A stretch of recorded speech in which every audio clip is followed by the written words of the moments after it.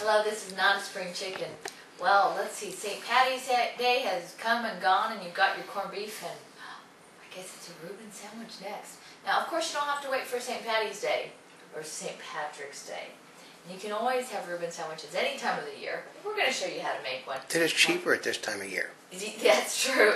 We'll tell you a purist way of doing it and then what you can do when you really just kind of have leftovers. So if you were a purist, you would have Thousand Island dressing for your Reuben sandwich. Since I don't happen to have any Thousand Island dressing at home, I'm going to go ahead and create some. That's because we are a green cooking show. We cook with what we got. Well, that's part of it, is because you're at home and you're like, I want it to be like this, but what am I going to use? So what we've got to make the Reuben sandwich is mayonnaise, relish, Catalina dressing, sauerkraut, and cheese. Now we probably want to use a medium cheese, this cheddar. But it's not open. Since this one's open, which is cheddar and Colby Jack, we're going to go ahead and do this.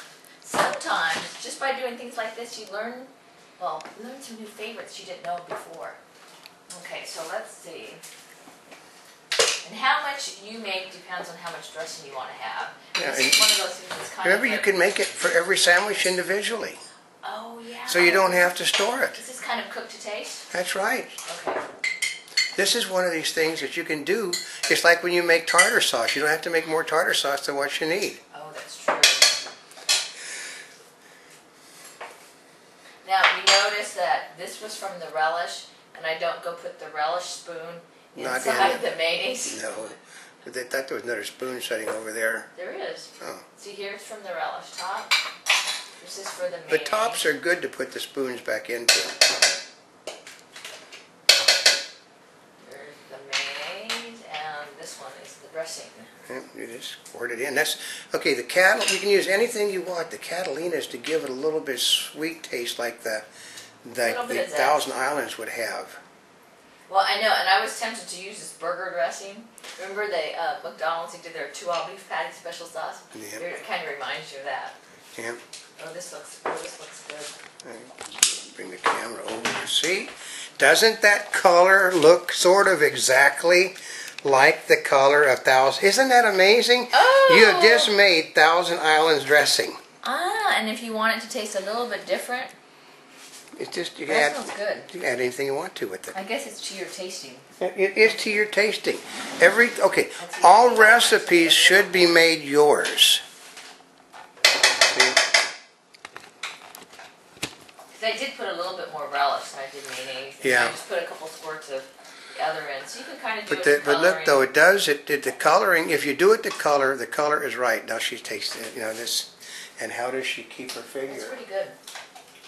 But I think I want to add just a little bit more mayonnaise. Although it does taste like Thousand Island. Yeah. And this will store. You can put it in a container and use it for your next set of sandwiches because there's a lot of meat there. Well, and then this, we're going to show you how to make one of them. Now, if we had Russian rye bread, that's probably the preference for a classic Reuben sandwich, right? Yep.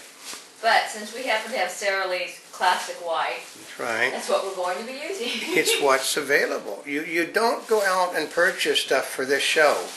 I mean, we actually went out and purchased the brisket, but because the brisket was 1/3 off. Well, we've been waiting to get the brisket. And then we did get lots more than what you see. So this on the brisket, we went ahead and sliced it. There you go. Oh, yeah.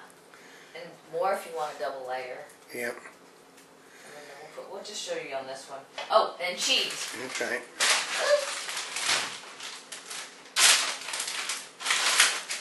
How thick should the cheese be? It's thin. Because if you don't make it thin, it won't melt. That's a good point, probably. Yeah, I know, you don't need that to make it thin. You can use a knife and cut it. Because that will stick to your cutting thing. Well, that's true. Let's see. See, as you can see, I'm still learning things too because I would just use a cheese slicer. I know, she uses all those things. I come from a world where that doesn't exist. What doesn't exist? I come from a world where you have knives that cost $500 but don't have one of these little plastic things available. Oh, you don't have a cheese slicer? No. We do have the hand slicer though, the little one, but that's for better quality cheese. You would never use that on a Colby. Which is why he would use a knife, because he's got the really good quality knives. Yeah. Me, I have this universal knife set. No, but see, it's slicing it right. Which has been the long I can see from this angle here that the slices are the right thickness. See, I mean, that's good. Yeah, I can see. See, she actually does things a lot better. There's no critic worse than Notaspringchick on what she does. Well, I always think that you get them really thin the other way. Although that'll work like that. That's right. See, that's it. Now, you know, put your sour. Now we're turning the oven on. Yeah, but you got. Oven's gonna go. We're gonna broil it or just bake it. You want to bake it. Okay. Then you put your sauerkraut on. Oh yeah, he has to remind me about sauerkraut. Yeah. 'Cause it looks good. The sandwich is looking good. You know, she's not going to be opening a jar. You know. This is the first time. Hold on. As you can see, that hasn't been opened before. You know, she's actually got something to open with. I do, but sometimes it's- when other people come and visit, such a noise end up where it was. You know, that's why. I always get pissed off in my kitchen if anybody touched my stuff but my immediate family, because they always would get things dirty. They would never put anything back. I know, and then you can't find it. I know. I mean, I had drawers where you're supposed to put things. You know exactly where they're at, and then they're not there anymore. Here's the funny part about sauerkraut is I absolutely love the cabbage that's in the corned beef, but I'm not a fan of sauerkraut. No, but sauerkraut is part of the sandwich, though. I know. Isn't that the funny part about it? There's also a way that you can use sauerkraut and make the sauerkraut taste unbelievably with short ribs. Really? Yep. What you do, you basically get putting brown sugar over the sauerkraut when you're cooking it with the short ribs. No, that doesn't smell bad. No, Okay. that's the first grade stuff. Okay. So anyway, this is actually a wine kraut. Yeah. This is a better quality. Okay, so here we have this, and then we're just going to pour. And of course, you can put more kraut on there if you Yeah, would you like put it. some on that, you know, just see, there you go. Just put it on the top, see? And then now you just put your cheese, your thing on it, and then Put the top on? put the top on and heat it. That's that Can you simple. see- See how simple it is to make a Reuben sandwich?